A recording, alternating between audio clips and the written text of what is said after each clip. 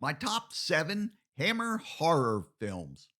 Film number 7 is The Hound of the Baskervilles. I saw this at the theater when I was very young, probably about 7 years old. It's the first time I saw Peter Cushing. Young viewers might know him more from Star Wars. It's also the first time I saw Christopher Lee. Young viewers might know him from Star Wars also, but more Lord of the Rings. These two excellent actors played essential parts in my enjoyment of many of the Hammer films. It's the first time I also heard of Sherlock Holmes, which I found to be a fascinating character. I liked that he was intelligent, knowledgeable on a wide range of topics, and perceptive, noticing things other people missed and able to put them together and come to a conclusion. Elementary, my dear Watson. There are no tarantulas in South Africa. Film number 6 is The Abominable Snowman. Look at the size of it. 15, 16 inches. One of the stars in this film is Forrest Tucker. Sir, I can hear him yelling out there. They got him. Forrest Tucker was in another horror film I enjoyed as a kid called The Trollenberg Terror. It had a different title here in the US called The Crawling Eye. With the original title, I don't know if I would have been attracted to see it as a kid. With a new title, I was like, how in the world does an eye crawl? I've got to see this movie. The other star in this film is Peter Cushing. It's in your own mind. It's just happened to me, too. What I liked and surprised me in this film was the revealed nature of the Yeti. They weren't these primitive, animalistic things hunting people down to eat them. The unexpected ending made the film very enjoyable. Film number 5 is X, The Unknown. This was another film that I saw at the theater when I was around 7 years old. The origin and the nature of the creature were unlike anything I'd ever seen before, which made the film quite fascinating.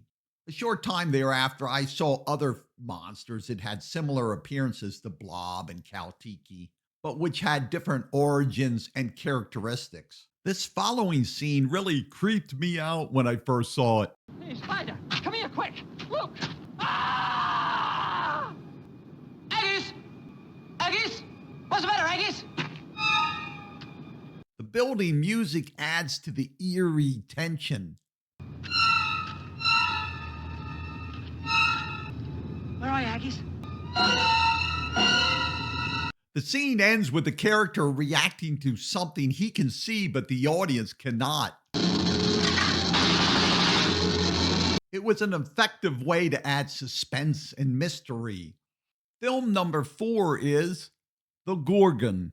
It stars Christopher Lee and Peter Cushing. This terrible thing stalking amongst the people of Vandorf. You're not suggesting there's any connection between a character from mythology and... When I was a kid, I became interested in Greek mythology. I was well aware of Medusa and the Gorgons, so when I saw the title of this film, I just had to see it. I thought it was a very clever idea to take elements of an ancient myth and incorporate it into a story based in more modern times. The story keeps the most essential characteristic of the Gorgons and the ancient myths. If you don't know your mythology, you don't want to look at one. The special effects weren't all that good, but with good acting and script, even as a kid, I could overlook them and enjoyed the film. Film number 3 is The Creeping Unknown. This is the first of 3 films that I saw and enjoyed that featured a scientist character named Quatermass. Each of the films had a different title here in the US than where they originated in England. The original title of the first one was The Quatermass Experiment. This is another film that has a creature with an interesting origin and characteristics. To live, it must have food. Is it something to do with your eye? What a way to invade the Earth. The second Quatermass film, Quatermass 2, was retitled Enemy from Space here in the US where I saw it. The third film, Quatermass in the Pit, was titled 5 Million Years to Earth. Film number 2 is Go and destroy those who desecrated the tomb of our princess. The Mummy. This is another exciting Hammer film that teams up Peter Cushing and Christopher Lee. If you're asking, where's Christopher Lee in this scene? Well, he's the Mummy. No! Yes, I wouldn't lie to you. They made his character into the Mummy.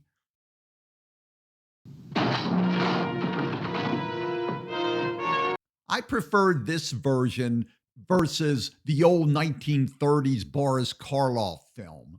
Film number 1 is another film released under one name, Dracula, but I saw titled under another name, Horror of Dracula.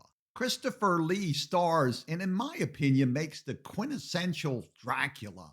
He appears more threatening, horrific, and demonic than Bela Lugosi did in previous films I had seen. I had enjoyed those films when I first saw them, but looking back in retrospect, Lugosi's Dracula seems almost comedic. Peter Cushing is perfectly cast as Van Helsing. He just nails the role. I really like his character, Van Helsing. Knowledgeable, resourceful, brave, willing to go toe-to-toe physically fight with the vampires. Special effects are not great compared to what's available nowadays, but that did not detract from my enjoyment of this film.